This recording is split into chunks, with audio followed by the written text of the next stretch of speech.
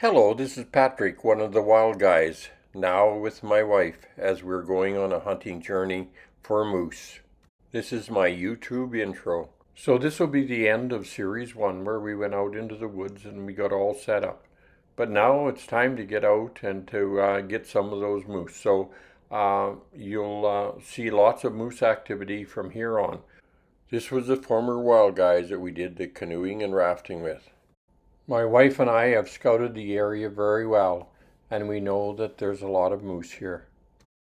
You'll notice that most of the moose that we get are not large ones like this, but they're more smaller moose, and they're really good for eating and also for handling of the moose.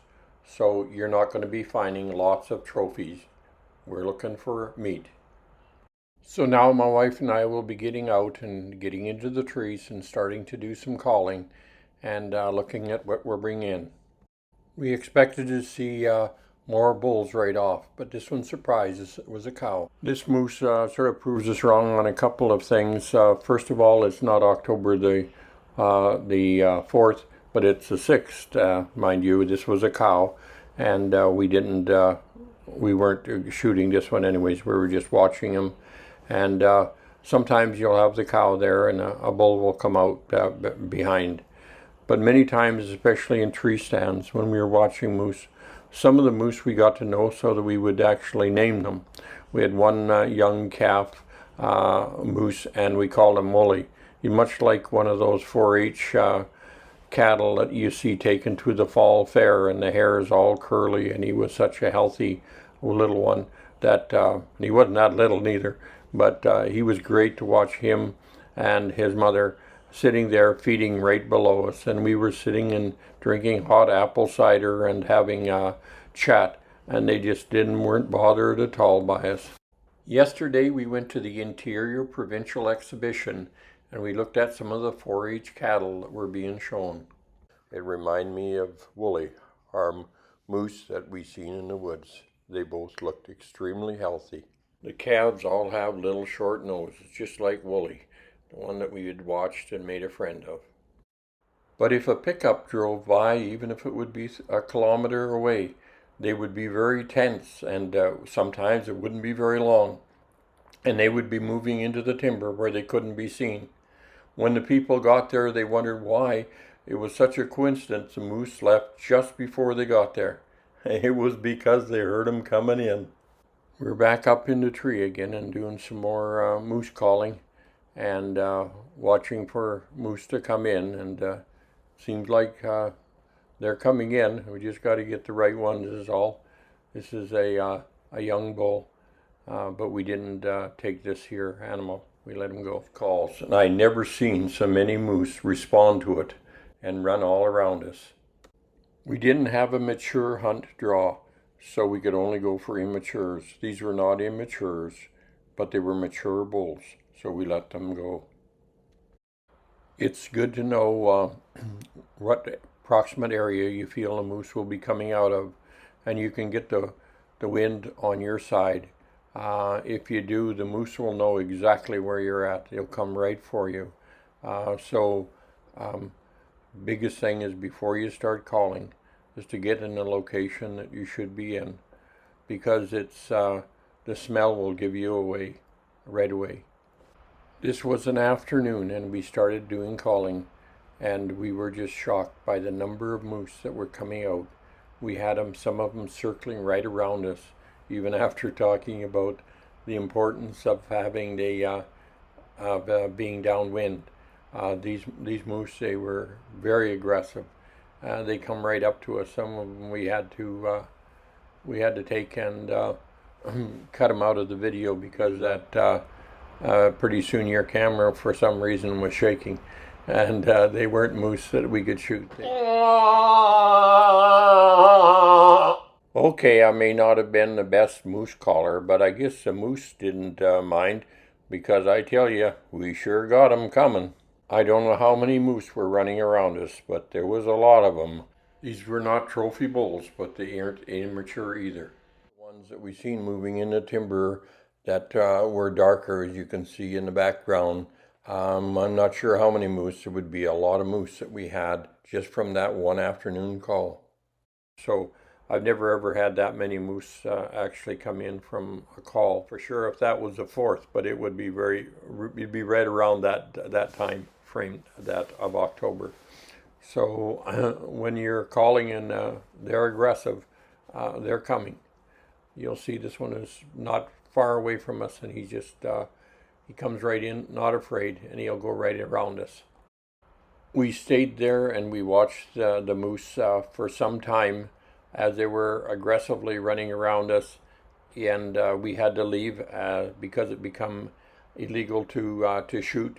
And at the same time, we didn't shoot one shot. We let them all go. None of them were legal for us. This was a hunt we will never forget. You'll see here that this moose had 5 on this side. I don't know what he had on the other side, but they had even a little bit of a paddle, so he was totally illegal, and we had to let him go along with all the other ones that were out there that evening. One year that we were there, we seen 17 moose before we were able to shoot one, and we were fortunate to get our moose that year. But it's sometimes harder to find the immature. But if you stick with it, the immature will come out after you as well. So you just gotta be patient and wait. And when you do get an opportunity, you got to take advantage of it. There will be times you'll be calling and calling and calling, and you won't get anything that comes out. It probably just the moose aren't prepared to come at that particular time for one reason or another, and so they don't come out. Or maybe they just aren't there, you're in the wrong spot. Then there will be other times when you wonder what happened. They're coming out of the bush at you all different directions. So you got to be prepared for both. And when they're not coming in certain times, definitely, as we said before many times, patience seems to be the strongest thing that we had in getting our moose. So find the right spot, do your calling, and you wait. Because if there are moose there, and it's the right time, like around October 4th, I always used to say, not necessarily, but they will come out then, and you'll get your opportunity. Calling moose and hearing them come, sometimes you'll hear them from a distance. No, sometimes they call back, other times you just hear them crashing through the bush. Is quite rewarding and satisfying, much better than just going out and spotting them on the road or whatever. Don't expect when you call them to hear them all the time. Probably the majority of the time, the moose will sneak in and be sitting there looking at you before you even know that they're there. And not only are they just mature bulls, but we got immature bulls, and we even had cows come in and sitting in the bush watching us. Another thing that you should be trying to do, and it's going to be hard to explain, but sort of training your eye to spot the moose and then communicate with your brain that, hey, that's a moose. You'll see here that most of the trees in the background are all vertical, but the lines on the moose are horizontal.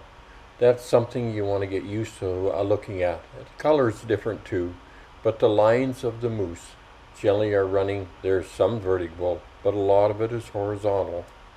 So horizontal lines should make you really focus on what you're looking at and know what it is. So it's just something you got to train yourself to do. Moose, because lots of times there are people that have moose right near them, right out in the open, and yeah, they can't see them. Others are just amazing at how they can spot the moose, and my wife is really good at that. She's able to spot moose even much better than I can. So when you're out hunting, and whether you're stationary or you're moving, you always want to think about the color of the moose, and also to the profile of the moose, and be aware of that, so that when you do see those profiles or colors, you will recognize them right away, and otherwise you can have them go right by you, or you'll go by them and you'll never see them. When you're looking for the signs of the moose, you've got to go very slow and look for all the signs. Otherwise, especially on hard, gravelly ground, it's going to be hard to see those signs. So keep an eye out, not only for his tracks, but also to what they're feeding on and what area they're coming from. Make sure that you're also thinking about getting the moose to your vehicle butchered and loaded without doing any damage to the meat or to yourself, because they're a very heavy animal and they're very hard sometimes to get them to where you can put on your vehicle and take them home. It may be tempting to go into some wet area around beaver dams and that, where the moose tend to be in the early part of the hunting season. But I've always looked at finding a place where we can call them out so they're very close and they're easy to have them gutted and butchered. We're going to bring Series 2 to a close now and not focus as much on getting the moose, but after getting the moose, how to look after the moose carcass, the butchering of the moose, and also the being able to get it out of the bush and get it loaded and cooled and looked after properly so you have some really good meat. So Series 3 is going to be more on how to butcher your moose, get it out, get it loaded, and get it home and looked after properly so you've got moose meat for, yes, 1, 2, or 3 years if it's done properly. So watch for the Wild Guy and his wife on Series 3 of the Moose Hunt, where we'll be looking after our moose, getting it wrapped in cheesecloth, cleaned to the butcher, and have it properly cut up so you've got moose for many years. This is my wife here, and I just got home and she had some spaghetti and moose meat all cooked for me. It was super. See you very soon in Series 3 and the finalizing of the moose hunt. Thanks for coming along. Next you will see the moose all cut and wrapped, put in our freezer.